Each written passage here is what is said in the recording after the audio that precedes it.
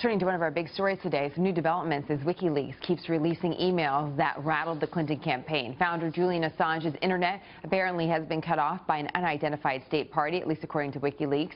This comes as WikiLeaks releases a series of purported emails from Clinton's campaign chairman, John Podesta, the latest revealing that Qatar offered to donate $1 million to the Clinton Foundation, that Clinton advisors agreed to accept political donations from lobbyists working for foreign governments, and Podesta suggested it would have been better if the San Bernardino gunman, the terrorist Syed Farook, had a more American name. Here now, Fox News anchor and attorney Greg Jarrett. We're going to ask you some legal questions, but let's just start on that last point. What's noticeable about that email regarding the San Bernardino terrorist attack? Well, if it's authentic, this is incredibly embarrassing to John Podesta, as chairman of the Hillary Clinton campaign, because it shows immediately after this ISIS-inspired attack that was really tragic. Here he is lamenting the fact that Syed Farook, the shooter's name, was an obvious Arab name. In other words, he would have preferred it had been sort of a generic white name. And then the spokeswoman sends an email saying, yeah, damn. You know, it's incredibly insensitive to begin with.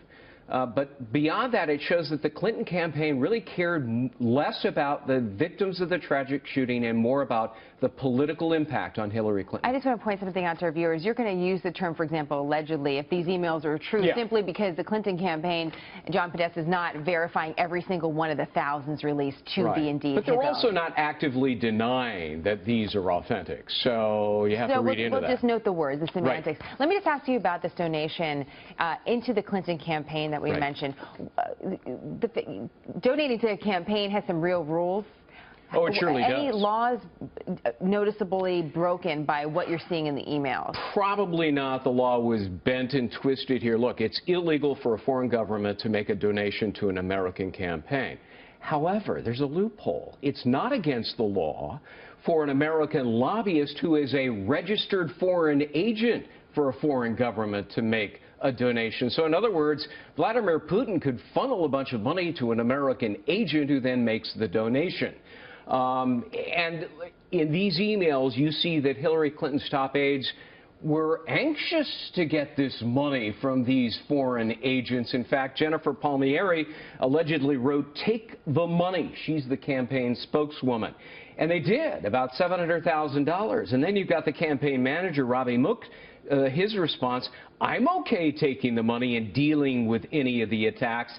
And these emails show they didn't really tell Hillary Clinton about it. But right now, nothing particularly illegal about that loophole could happen for Republican candidates as well. This is why the loopholes should be closed, because you don't want an American agent to be a conduit for a foreign government that is buying an American election. Absolutely. Just quickly here, what about the Clinton Foundation and money going to the Clinton Foundation? These emails show pretty clearly that the foundation staffers realized and were worried about the foreign governments expecting something in return for the millions of dollars they're donating to the Hillary Clinton Foundation.